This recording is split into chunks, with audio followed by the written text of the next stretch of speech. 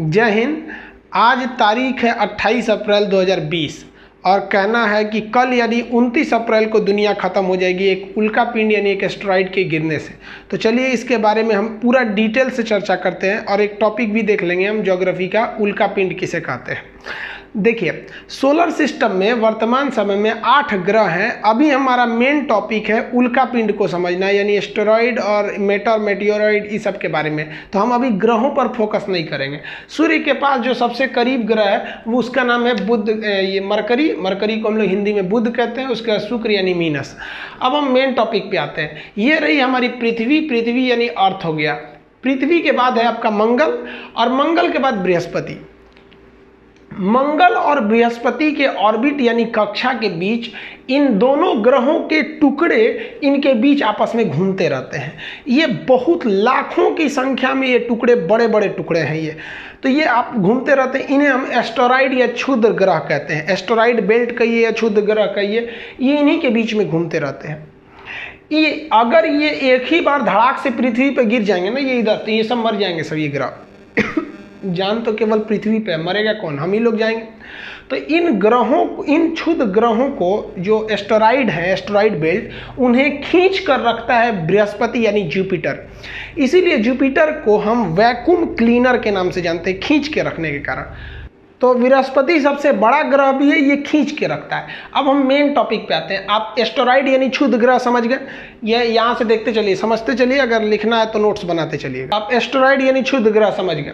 देखिए अब ध्यान से, ये एस्टेरॉइड या क्षुद्र ग्रह को मंगल जो है ना, कभी कभी अपनी गुरुत्वाकर्षण शक्ति से लगाकर जो यहाँ पर कमजोर पड़ते हैं, यानी जो बृहस्पति से थोड़ा ज़्यादा दूरी पे हो, उनको खींच लेता है और खींचने के बाद मंगल अपने ऊपर गिरा लेता है। कभी कभी होता क्या है कि इन क्षुद्र ग्रहों को मंगल अपने ग्रेविटी के वजह से खींच लेता है और खींच कर खुद आगे निकल जाता है। खींचने के बाद अपने ऑर्बिट में कहाँ निकल जाता है? आगे निकल जाता है। अब आप बताइए, अब ये जो उल्का, ये जो क्षुद्र ग्रह है, अब ये तो गिरेंगे। ये बकलोलवा खींच के भाग गया मंगल, अब गिरेगा किस पर? पृथ्वी पर। तो इन्हीं को हम क्या कहते हैं? उल्का कहते हैं। ये क्षुद्र ग्रह जब पृथ्वी की ओर चल देते हैं तो इन्हें हम क्या कहते हैं? उल्का कहते हैं। तो अगर आपसे कोई कहे कि उल्का को इंग्लिश में क्या कहते हैं, तो मेटेओर कहते हैं। और ये क्या कहलाते हैं? उल्का। जब यह पृथ्वी पर गिर जाते हैं तो इनका गिरा हुआ टुकड़ा उल्का पिंड कहलाता है, मेटियोर कहलाता है। अभी ये मेटर है, हवा में अगर चल रहा है तो ये क्या है? मेटर। और गिर गया तो मेटियोर। हिंदी में कहिए तो अभी हवा में है तो क्या कहेंगे? उल्का। और गिर गया तो उल्का पिंड। अब ध्यान दीजिएगा, जब ये उल्का चलता है तो पृथ्वी पर जब ये गिरने जाता है तो पृथ्वी पर तो जान चली जाएगी, किसी के गिर जाएगा धमाक से। इसे तो अब बड़े बड़े साइज के होते हैं। तो पृथ्वी के चारों ओर वायुमंडल है, विभिन्न गैसों का वायुमंडल है। ये वायुमंडल इन उल्का पिंडों पर घर्षण यानी फ्रिक्शन लगाते हैं। अब आप जरा देखिए, खूब स्पीड में बाइक चलाइए, आपको देखते होंगे ना मुंह पे कितना जोर से हवा लगता होगा। तो वैसे ये बहुत स्पीड में आते हैं, जिस वजह से पृथ्वी का वायुमंडल इन पर घर्षण लगा देता है, जिस वजह से ये जलने लगते हैं। और इनकी स्पीड कम नहीं रहती, बहुत तेज आते हैं। तो ये जलते हुए रात में ऐसे दिखाई देते हैं, तो जिन्हें हम लोग कहते हैं टूटता हुआ तारा। इनसे ही हम कहते हैं शूटिंग स्टार या तारे ज़मीन पर कहते हैं, टूटता हुआ तारा। आप बचपन में इन टूटते हुए तारों को देखकर मन्नत मांगते होंगे कि भगवान बड़ी दिन से पीछे पड़े हैं, इस साल तो काम कराइए दीजिए। यही सब उल्टा सीधा मन्नत मांगते हैं आप लोग, तो उससे कुछ नहीं होता है। तो ये क्या है? ये तो क्षुद्र ग्रह है जो यहाँ गिर रहा था। वो गिर रहा था तो किसका रूप लिया? उल्का का। तो वो जल रहा जो चीज़ है, जलते हुए आता है, रात में दिखाई देता है, जिसे हम टूटता हुआ तारा कहते हैं, उसी को उल्का कहते हैं। अगर ये साइज में बहुत बड़ा हुआ ना तो जलते जलते जलते जलते जलते पृथ्वी पे आते आते एकदम छोटा हो जाता है और गिर जाता है। तो वही छोटे छोटे टुकड़े उल्का पिंड कहलाते हैं। जब ये जल रहा था तो उल्का, 90% जो उल्का होते हैं ऊपर ही जल के खत्म हो जाते हैं, कुछ कुछ गिरते हैं छोटे छोटे टुकड़े के रूप में, उसे हम कहते हैं उल्का पिंड। तो आप उल्का और उल्का पिंड में अंतर समझ में आ गया। अब यहाँ ध्यान दीजिए, पृथ्वी जो है एंटी क्लॉकवाइज घूमती है। अब इसके घूमने के डायरेक्शन के हिसाब से हम इन उल्का पिंड को दो भाग में बांट सकते हैं। अगर पृथ्वी जिस दिशा में घूम रही है उधर ही जाके ये गिर जाए, देखिए पृथ्वी उधर घूम रही है और ये उधर ही गिरेगा, तो इस कंडीशन में इसकी स्पीड और बढ़ जाती है, 72 किलोमीटर प्रति सेकंड हो जाती है, और उसे हम उल्का कहते हैं। जब ये ज़मीन पर गिरता है तो उल्का पिंड बन जाता है, और उल्का पिंड द्वारा ज़मीन पर कुछ ना कुछ गड्ढा बनेगा, और इस गड्ढा को हम कहते हैं क्रेटर। गड्ढा को क्या कहते हैं? क्रेटर। समझ में गया?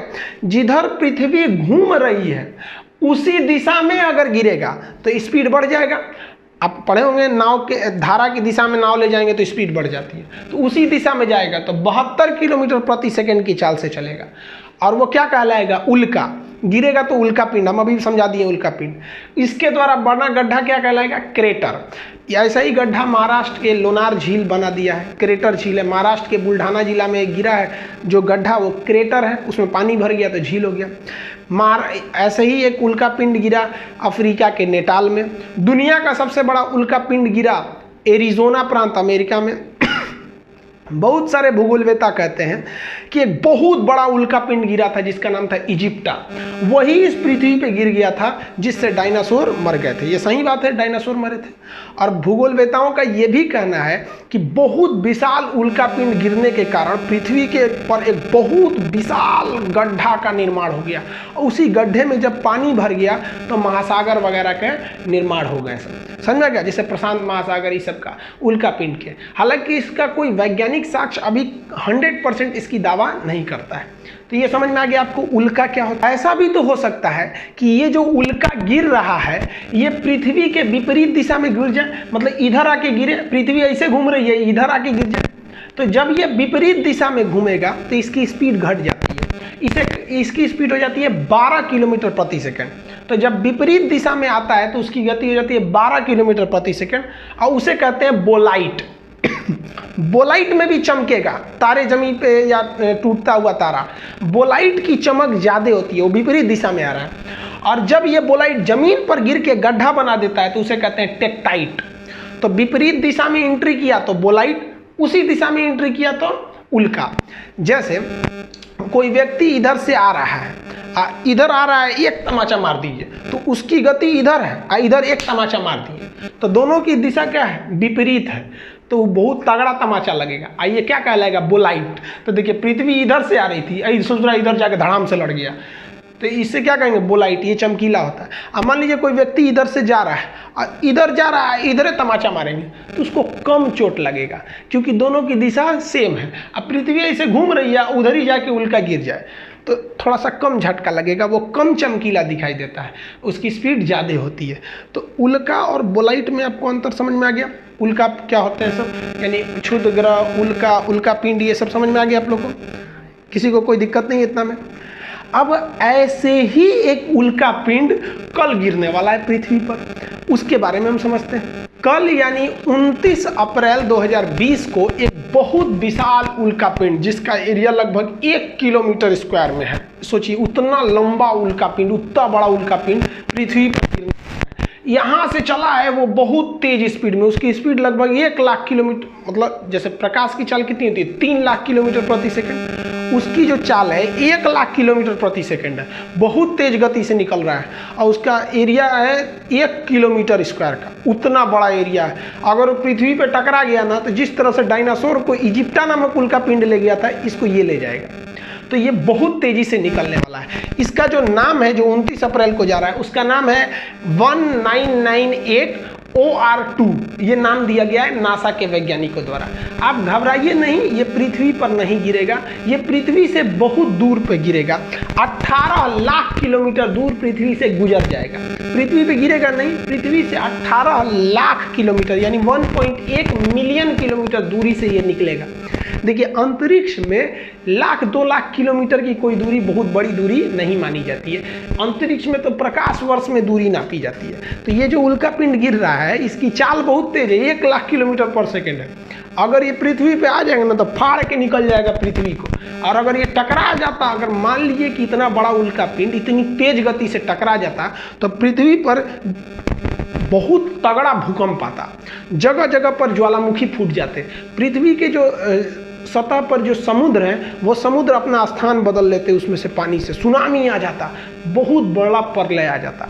लेकिन ये प्रलय कितना दूरी पे है? 18 लाख किलोमीटर है। एक्चुअली 1.8 मिलियन है। तो मिलियन आप लोग को समझे में नहीं आता मिलियन क्या होता है। देखिए हम लोग जो होते हैं हम लोग दो जीरो को काउंट करते हैं। 2 जीरो हुआ तो 100, फिर 2 जीरो पे 1000, 10,000, फिर 2 जीरो पे लाख, 10 लाख, फिर 2 जीरो पे करोड़, 10 करोड़, फिर 2 जीरो पे अरब, 10 अरब, फिर 2 जीरो पे खरब, 10 खरब।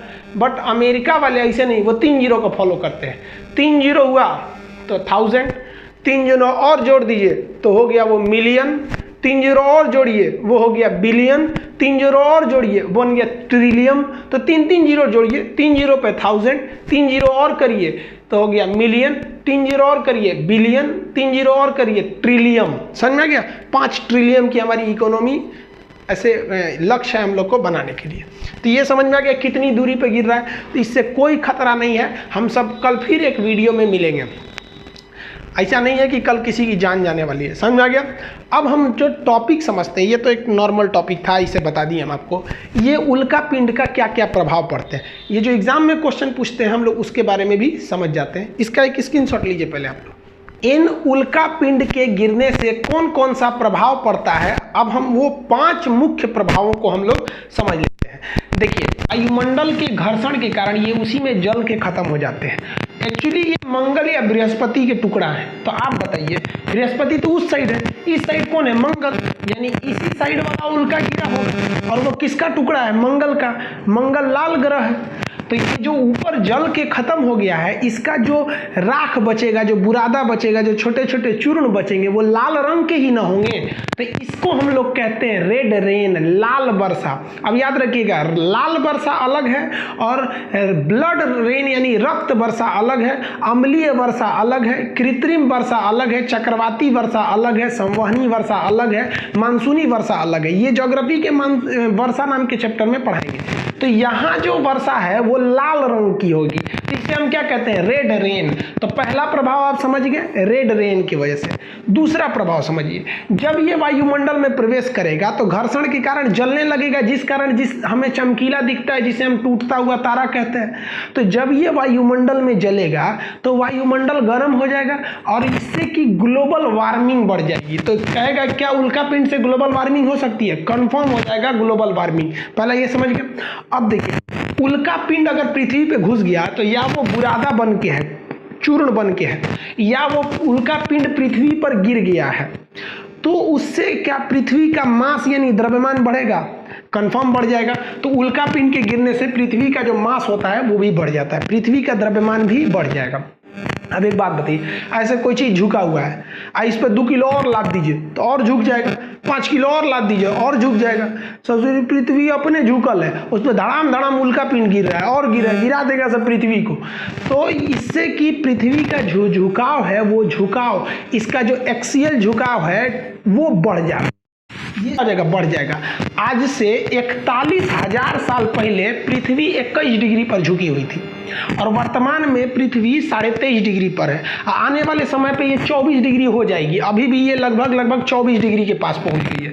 तो ज्यादा उल्कापात होने से, उल्का पिंड के गिरने से पृथ्वी का झुकाव भी क्या हो रहा है? बढ़ जा रहा है, जिस वजह से पृथ्वी 23.5 डिग्री। आज से पहले कितना था? 41,000 साल पहले ये कितना था? 21 डिग्री पर झुका हुआ था। समझ आ गया? हम आपको अभी बताएं कि एस्ट्रोनॉमी में 2-4 हजार साल मतलब कुछ नहीं होता है और 200-400 स्पीड की भी इसमें कोई तुलना नहीं होती है। बहुत तेज स्पीड इसमें काउंट की जाती है एस्ट्रोनॉमी में।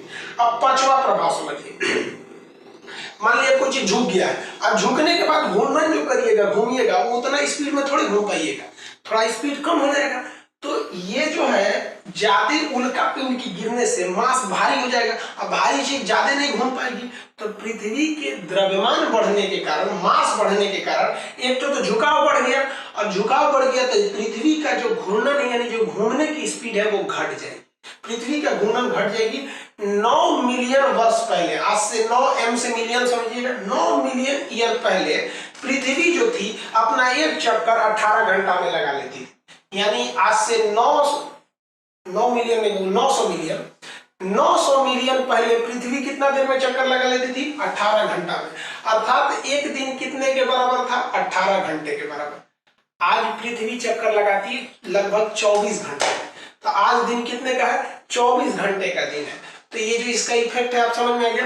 ये सारे इफेक्ट को ध्यान से रखिएगा। यूपीएससी एक बार क्वेश्चन पूछा था, निम्नलिखित में से कौन सी घटना उल्का पिंड के कारण नहीं होती है, तो पूरा कंप्लीट नॉलेज रहेगा तभी होगा। समझ में आ गया आप लोग को। इसका एक स्क्रीनशॉट लीजिए, नेक्स्ट वीडियो में समझेंगे अगला टॉपिक।